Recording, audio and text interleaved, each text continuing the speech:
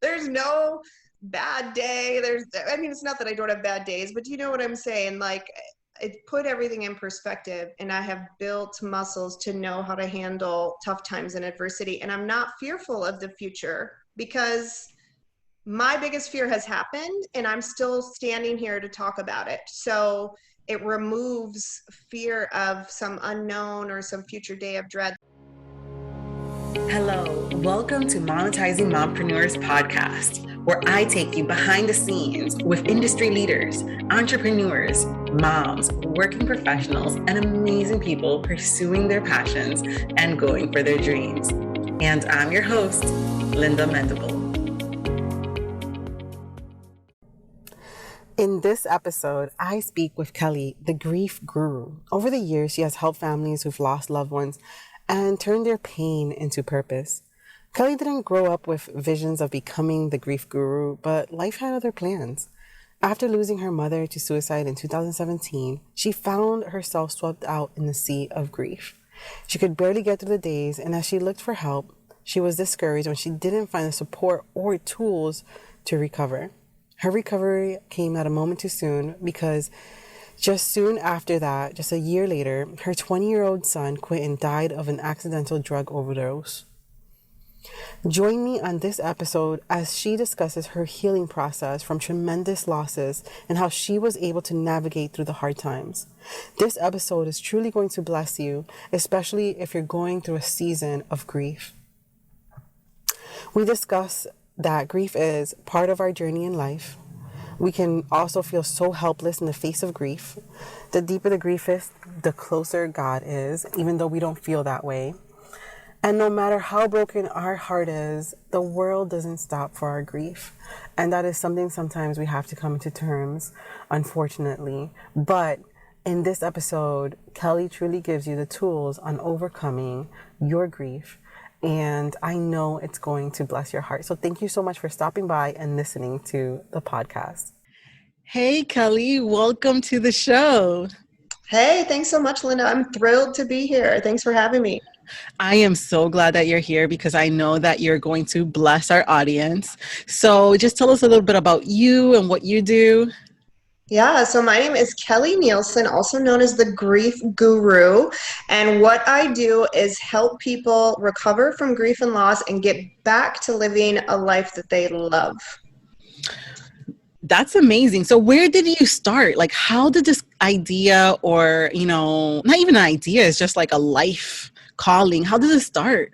Yeah, absolutely. I always say nobody grows up trying to be the grief guru. I wasn't a little girl like, one day I want to do this, but life threw me some curveballs, and it's just in my own experience. So it really started for me in 2017. I lost my mom to suicide.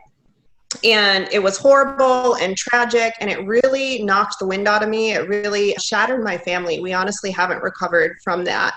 And I had a tough time with grief and recovering. I like to say that grief came in like a flood and like swept me out to sea. Up was down and down was up. And I kept picking up my phone to call her multiple times a day. I just really struggled with how to recover from that. And I went to some suicide support groups, and I found people who understood the loss that I had experienced, but they were all in the same condition I was in. And for them, it had been months or even years since they lost their loved one. And I really was like, oh my gosh, is this just going to be the rest of my life? I'll just be this sad kind of broken person. But thankfully for me, I heard a woman speak who had been through the genocide in Rwanda, and she shared her experience of being locked away in a bathroom for 90 days with 8 other women while she literally heard everyone she had ever known get massacred. Like they were airing it over the radio. And she shared her story of not only surviving that, but then getting healed from the trauma and grief and loss. And I saw her speak, and she was happy and she was whole and she was full of life. And I just was like, aha, like if she can do it, then I can do it. I had a light bulb moment. Like I swear there was literally a light bulb above my head when I heard her speak, because she was the first person I had encountered that had been through something worse than what I was facing. And she was on the other side of it. So right then and there, I decided no matter how long it took, I was going to figure out how to recover from this tremendous loss. And I started reading and praying and studying, and honestly, just good old trial and error, paying really close attention to how I felt and paying attention to the things that helped me and the things that hurt me. And I'm so thankful that I did, because about a year after I heard that speaker, my son died of a drug overdose. So that was July 8th of 2018. And grief came in again for any parent who's lost a child, and it wanted to sweep me out to sea. But I applied everything that I had just learned through the loss of my mom, and I was able to navigate grief so much more effectively. I was able to start feeling like myself so much sooner and kind of ride the waves of grief. I was able to ride them instead of them kind of crashing over me. And it was in that moment that I realized this can be taught, and people don't know these skills. This is not something that's taught in our society, and it's so needed. And so I kind of felt at that point a responsibility to share what I've learned with other people, so that when grief hits their life, they don't have to be just sideswiped. It doesn't need to take them out of the game. They can actually build skills and develop muscles that will help them navigate grief. So that was really the reason for it. And it's what I've been doing for the last few years now. Wow, that's an amazing story. And I am so deeply sorry for your loss. I cannot even imagine. Recently I lost a family member, and that was my brother. And we are only 11 months apart.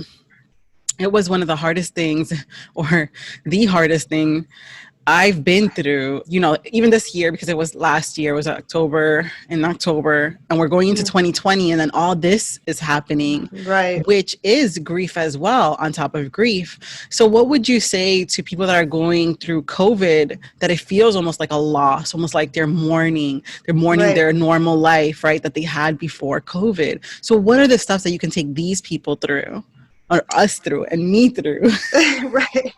So that's the first, is to even acknowledge that you're grieving, right? That what your experience is grief. Because a lot of people, when they grieve, they kind of do one of two extremes. A lot of people either try to just blow past it and pretend like everything's fine, and they either numb or distract themselves, right? That's what a ton of people do. Let's consume alcohol or food, or, watch Netflix and just kind of numb ourselves out. The problem is you're not resolving anything when you do that. And then the other kind of extreme is some people just really get paralyzed. They feel the grief so much, and they recognize they're grieving, and they just kind of fall into like a victim mentality that like, oh, this is hard, this is insurmountable. And so the trick is to recognize both, and to live in the tension of the middle, to recognize that you're grieving, to give yourself some grace and permission to be processing and healing, but also to do the necessary intentional steps each and every day to stay healthy or get healthy. So the analogy I use, which is really great, is if you had major surgery, or if you were in a car accident, you've been hurt and you can recover, but it's going to take time, and it's also going to take intentional steps from you. What I like to say is, if you were in a car accident, you could lay in bed and just wait for time to do its thing, and you would receive a certain amount of healing. But what the hospital is going to recommend is that you get out of bed and you engage with that pain, and you work with that pain through physical therapy, so that you can recover that much faster. And a lot of people, if they do physical therapy right, can even end up stronger than before the accident happened.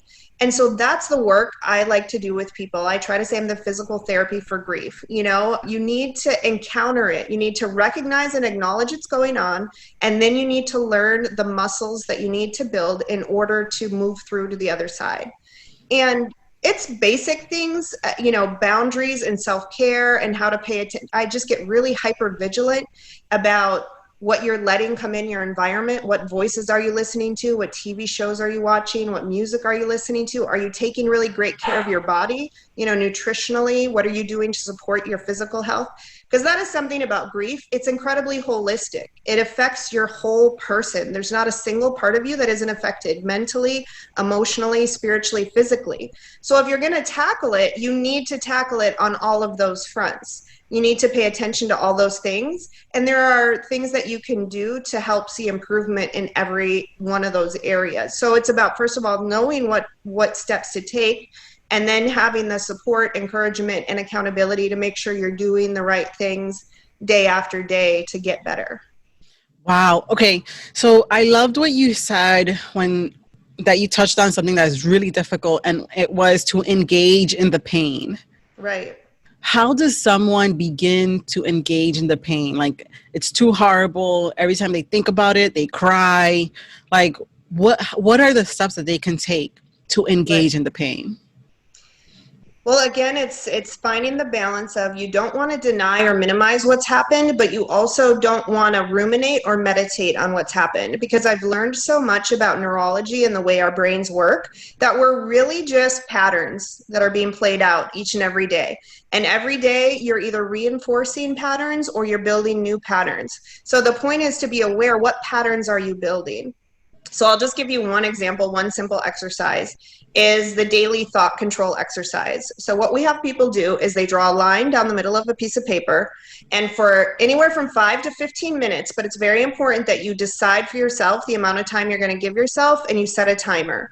And on the left side of the page, you write everything that you can't control that's really awful. So for example, you know, you lost your brother and this and that, and you acknowledge it and you sit with it and you look at that information. It's very much real. It's very much, you know, awful or whatever it is. We're not denying it.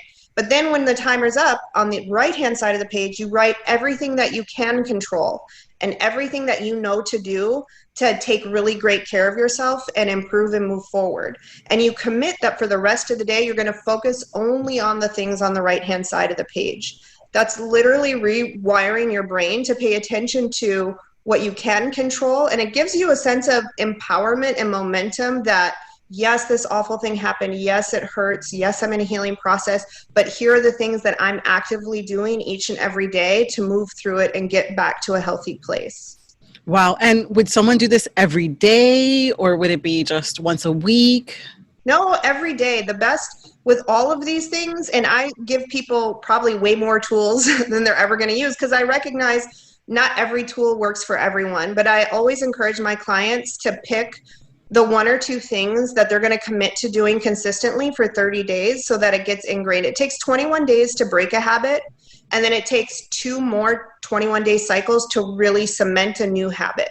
So it's really, if you do something consistently for 63 days, your brain is going to default to that without you having to choose it anymore. So it's really about letting people recognize the ones that they need to stop doing and then replace those with good ones. Another thing I help people do is just even come up with a framework, deciding for yourself, for example, about your brother, like coming up with the same for yourself, that like, you have lost your brother, but he would want you to live a happy life and you're building a happy life, and that he, you know, whatever that saying is for you, everybody needs to architect their own saying, but then meditating on that saying each and every day, so that when grief comes in, you'll find that your brain will just kick into your saying. Your brain will start telling sorrow and grief the thing that you've conditioned it to respond. Our brains actually can be trained. It turns out we can control what we're thinking. And if we meditate on the good, positive, uplifting, forward moving things, then when grief, sorrow, and sadness come, your brain will tell your emotions what they need to do, how they need to fall in line. I actually like this because it can even go for, you can even apply this for like going for your dreams. Let's say you're in an endeavor, you're trying to go for it, but each and every time that you're live or you're out there, you're putting yourself out there, you get these negative thoughts, right? So you can just train your mind then to come up with that saying. So how would someone come up with like a saying? Would it be like catchy, you know, a phrase? Would it be rhyming? Like, well, and this is, I'll just give you the example of the one I came up with for my son. And this is what I help people to do, because it's really important that it has to be personal to you. It has to resonate with you on a personal level, and you have to believe it to be true. So those are all important pieces. So the one for my son was, my son is not gone. He's just not here. I will see him again one day, and we will spend all of eternity together. And that little 4-sentence thing, at first, moment by moment, and then hour by hour, and then day by day, became my mantra. And this is where I really knew that there was power in this. About 6 weeks or so after my son had passed away, I was driving home, and this wave of panic came over me. And all I heard in my head was, he's gone, so loud, like yelling in my head. and I started hyperventilating, and I thought I was driving. I thought I was going to crash or something. It was like, I've never had a panic attack, but I think that's what it is. And I gripped the steering wheel and I said, he is not gone. He's just not here. I will see him again one day and we'll have all of eternity to spend together. And can I tell you, the second that came out my mouth, it all left. The panic and everything Wow. left in an instant. And so I was like, wow, this really works, you know? So, and this is the stuff that, like, who's teaching this? Who's modeling this? Who's helping people learn? These are muscles that you can build and you can condition yourself so that you can do that, you know? Because the most annoying thing about grief for me is that it's not scheduled. No. It's very inconvenient. It shows up at the most unexpected and illogical times, you know, and you have to learn kind of two skill sets. One is how to handle when it shows up like that really strong and you're in the middle of a meeting or you're doing something else. You need to be able to figure out how to divert those thoughts.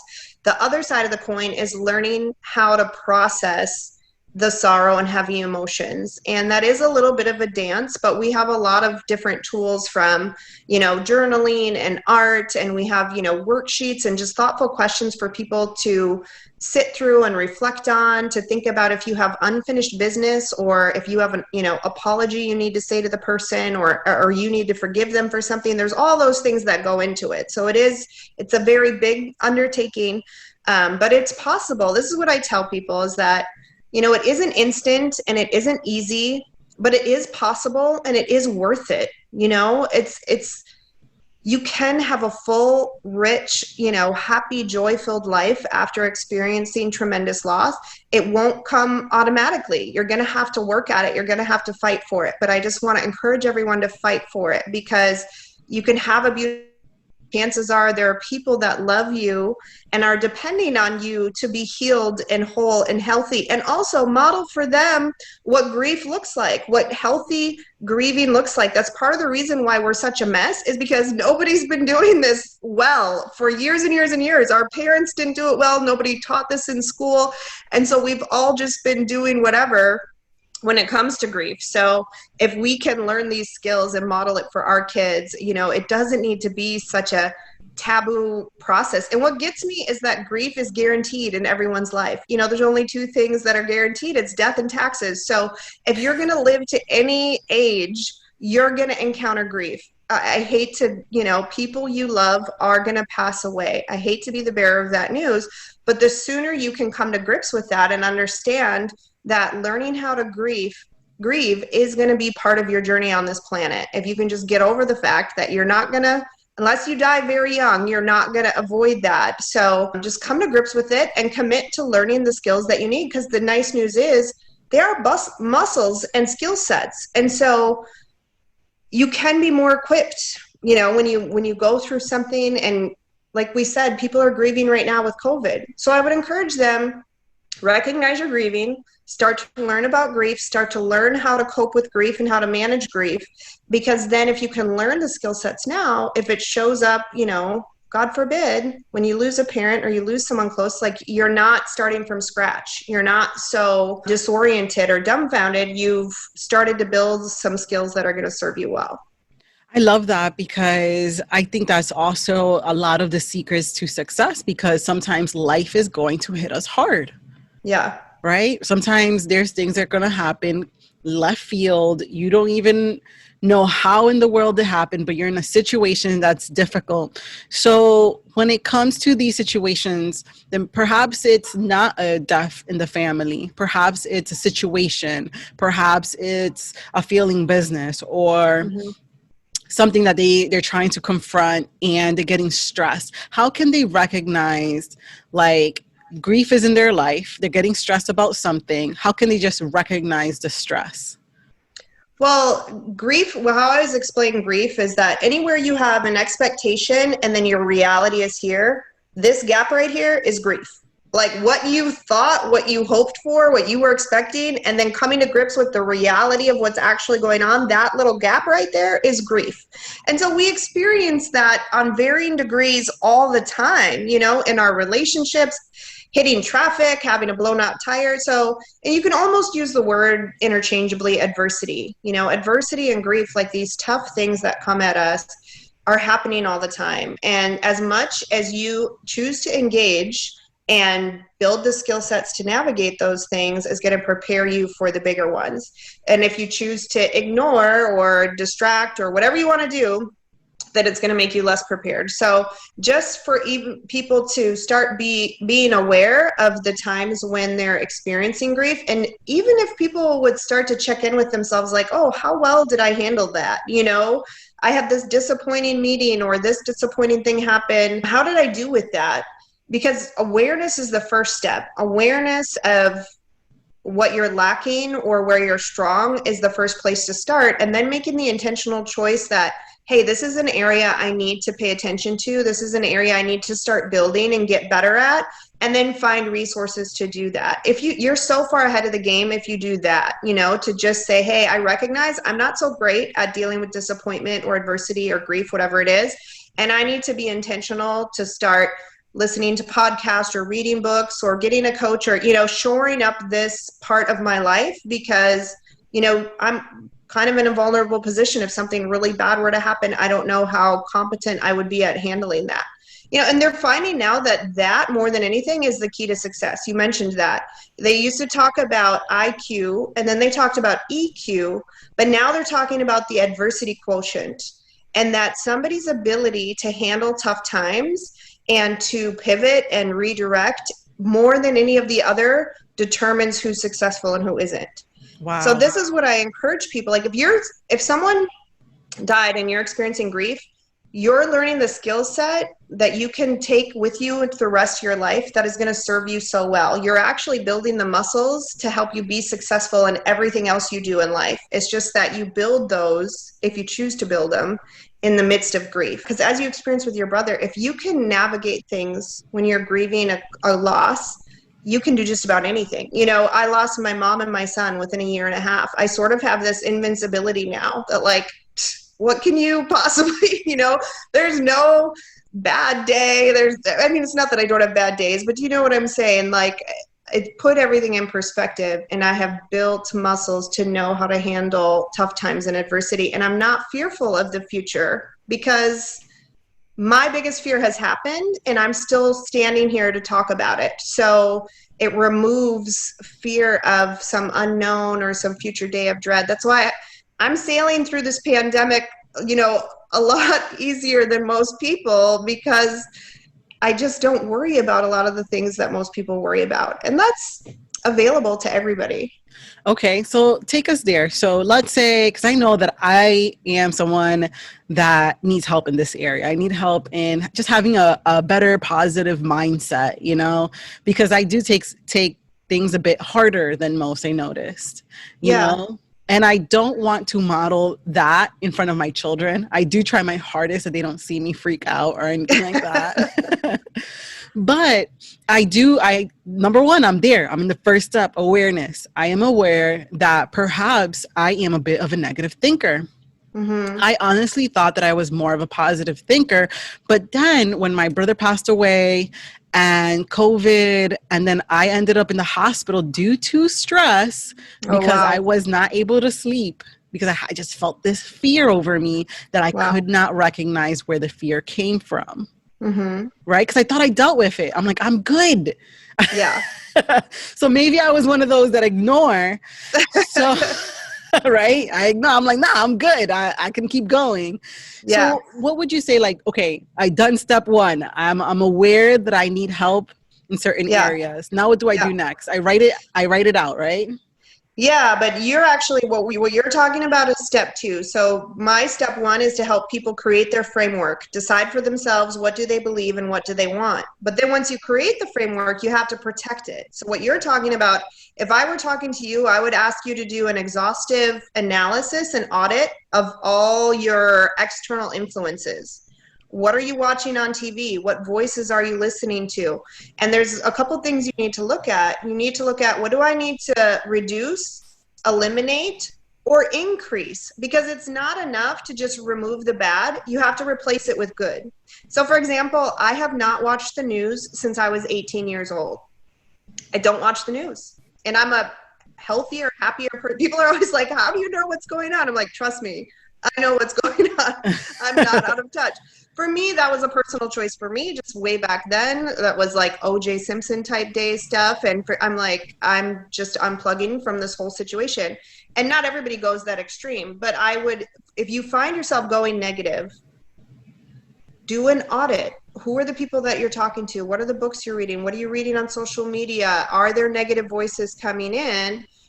You need to reduce or eliminate those. And then who are the positive voices coming in? Do you have positive people in your life? Are you reading positive books? If so, like, how much of your day is filled with intentionally? I do not pass go until I've spent 2 hours every morning reading the Word of God, journaling, praying. I cannot, for me, that's just my makeup. Like, I have to have those 2 hours to get my heart and mind right in order to tackle the day and maintain this level of peace and intentionality and all that kind of stuff. And for different people, it's different, but it's important for you to know for yourself, what does that look like for you? What do you need to do to get and keep a positive frame of mind throughout the day? Okay, I loved what you just said. So I have, like, the reason why I thought I was good is because I really did. I was like, I am good. I can handle this. Was because I was listening to high vibe music. And I was like, what? I got to put my vibration higher. That's what I got to do. I stopped. What was it? What did I stop doing? I don't watch the news at all. I don't like it. I'm like, don't worry. My husband's gonna come in. He's gonna tell me what's up. That's what he does. Yeah. So I stopped watching the news. I don't watch it at all. I do listen to podcasts and audios, but then I get discouraged sometimes. Like, I'm not where I want to be. So I'm listening to positive things, but then I have a negative talk within me. So that negative talk, how can I change that negative talk? Yeah, so I would encourage you for whatever negative statement you have. So if you say, I'm not where I need to be or want to be, and this is such a commonly known one, like, thank God that you're not where you used to be, yes. And you're on your way to where you're going. And so I would say something like, I'm not where I used to be, and I'm taking steps each and every day to get where I want to be. And as long as I keep doing that, I will get there, to just affirm yourself that you are making progress. It may not be as fast as you would like, but that as long as you keep committed to making the progress, you're going to get where you're needing to go. And it helps me a lot to always think of like heavenly perspective, or just have perspective in the big picture. A thing that I do in my head all the time is I kind of envision our time on earth as like a sporting event, or our time in high school. Think about when you were in high school. You felt like high school was your whole life, right? And everything was live or die, and everything was so dramatic. You couldn't envision life outside of high school because it was so consuming. Then when you get out of high school, you're like, oh, there's so much more to life. I thought that was the whole thing, but it's not. That's kind of what our lives are here. Like, we get so consumed in our own stuff and our own agendas, and it's like there's actually a whole other thing going on. And so if you can, and I use a sporting game thing, I like to envision that Quintin, my son, was in the game, and now he's out the game, and now he's on the sideline. Like, he doesn't get to be in the game anymore. He's on the sideline cheering, and I'm still in the game. So as long as I'm still in the game, I want to score as many points and make as many great plays as I can, because I know someday I'm going to be pulled out the game and then the game's over. This is a time to test. Nothing lasts forever. And so whether you're having a good day or a bad day, just recognize everything's in motion. And if you, wait and keep doing the good things, you're going to get to a good swing, sooner rather than later. I like that. I love what you said, like getting in the word. That's one of my big thing, is just being in the word. You say you get 2 hours. Like, okay, I do a few minutes. I'm not going to say how many minutes. They're good. They're a good amount. I don't want no judgment. But when you go into the word, how do you structure that? Do you do a structure? Do you do prayer? How do you do that? Yeah, so I'll give you a typical day, and it fluctuates a little bit. And part of the reason I do 2 hours is I love reading. So I'm always reading like 4 to 5 books in addition to the Bible. And I'm always reading like a chapter out of each one. Otherwise, I read books too fast and I don't retain anything. So that the 2 hours is time with the Lord in the Word and reading my books. But I usually start off by journaling with the Lord. Like, I have a conversation with the Lord every morning. I talk to him first, tell him what's on my heart and mind, ask him for direction and help. and then I go into the word. And more often than not, I'm always in Old Testament, Psalms, Proverbs, and I have my life verse, which is Isaiah 60, which I read each and every day. And then I'm in the New Testament. So I have like 4 or 5 little markers of where I am and kind of consistently always working through that stuff. And every day, you know, something or multiple things speak to me through the word based on what I had talked to God about ahead of time. So my time in the word is probably like a half hour, 45 minutes, and then reading other books as well. I love that, because my life verse is kind of like Jeremiah 29:11, because anytime that I am facing some hardcore difficulties, I remind myself like his plans are good for me. Yes. You know, because we can get stuck sometimes. We can get stuck in life. We can see the prognosis does not look good, but it is good because God has the final word, right? He has the final say. Yeah. So I love that. So you have it structured. I am going to start journaling, because I do not do that. I mean, journaling with God, like speaking to God, journaling. One of the things I do is once in a while, and I should do it more often, I would, because, you know, call the things that be not as though they are, which is written in the word. So sometimes I would journal, what if I do get that opportunity, and how does that feel? You know, and then I write it like it's already happened, and you know, what's around me, who's around me, how we're feeling, how we're celebrating. And I go into that, but I have not done it to develop it as a habit, which I'm going to try to do, because habit seems to be like the number 3 thing. Yeah. Well, the level of consistency, and what I've learned, what you're talking about doing is so powerful from a neurological standpoint, because if you were to do that for 21 days, you've now created a new neuron pathway in your brain. What we've learned is that the things you think literally changes the physical makeup of your brain. The thoughts you think about are creating pathways and creating new landscapes in your brain. So the more you do that, you're literally preparing your brain to receive that thing. Wow. So it's like taking vitamins in preparation for being strong. It's the same way. Like what you think about creates the chemical makeup in your brain to be able to do the thing you're thinking about. Because one of the things about your brain is it doesn't know the difference between what's happening in real time and what you're imagining. So the more you imagine a thing, that's why in the case of grief and loss, I really try to get people to limit the amount of time they think about the funeral or the day they found out the person passed, because your brain doesn't know the difference between it happening all over again. So that's my problem with support groups, is a lot of support groups each and every week, they're just rehashing their story. And what they're doing is actually re-traumatizing themselves. They're ingraining that painful traumatic memory, and then they're releasing cortisol and all of the like trauma hormones in their system, and they're unknowingly keeping themselves stuck. And that's like part of the mission that I'm on, is like support groups are not where it's at. You know, I'm accountable, like community and encouragement is important, but it's also important for your brain needs to see an example of someone who's gotten through to the other side, because there's another neurological thing called mirroring, that if you see someone who's done a thing, your brain then recognizes that it's possible. But if you surround yourself by people who are stuck and crying and sorrowful, your brain is like, oh, we're supposed to be sad and crying. And, you know, our brains are really magnificent. And so it's really important. You can see that with kids. A child starts crying and they all start crying. Yeah. They start mirroring each other. So true. It's so true. Right? You can see that with your kids. Yeah. So I love the nuggets of pearls of wisdom that you are laying on us. Thank you so much. I hope that everybody like picks them up and applies them in their life. I hope so. Where can people find you, Kelli? Yeah, I'm the grief guru kind of all around town. And it was so cool. God just dropped that name in my spirit one day, and I was like, oh, well, surely somebody has that. And I looked at a red light, and nobody had the domain. Nobody was that anywhere on social media, YouTube, Facebook, all of it was wide open. So I'm like, well, there I am. So yeah, on YouTube, Facebook, Instagram, The Grief Guru. The website is thegriefguru.com. That is the places people can find me. And I know people are like, no, Linda, don't end it. Don't end it right now. But we are in Monetizing Mompreneurs, and we are about to do a live. So if you're listening, just know you can catch more of Kelli's amazing pearls and more lives in Monetizing Mompreneurs. So thank you so much, Kelli, for being on the show. It's my pleasure completely. Thanks for having me.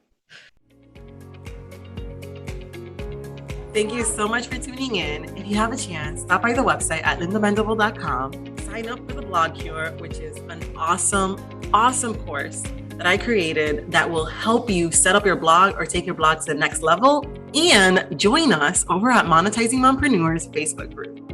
I just want to say again, thank you for listening. Thank you for listening. Thank you for listening. Easy.